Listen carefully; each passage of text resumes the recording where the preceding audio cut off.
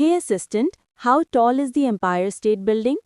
गांधार राज, मामा शकुनी, 100 पुत्रों का वध और कौरव वंश का विनाश। कथा। महाभारत की कथाओं में एक गहरी और कम कही जाने वाली कहानी है गांधार के राजा, उनके 100 पुत्रों और मामा शकुनी के बदले की। यही बदले की आग आगे चलकर कौरव वंश के विनाश का कारण बनी।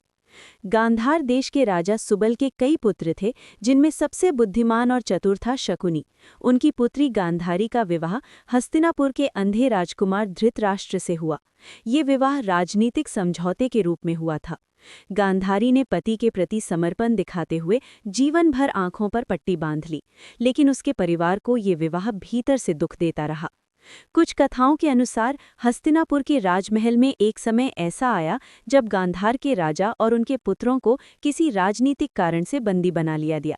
उन्हें कैद में रखा गया और बहुत कम भोजन दिया जाता था। धीरे धीरे राजा और उनके पुत्र भूख से मरने लगे। तब राजा ने निर्णय लिया कि जो भी सबसे चतुर और जीवित रह सके वही परिवार का बदला लेगा।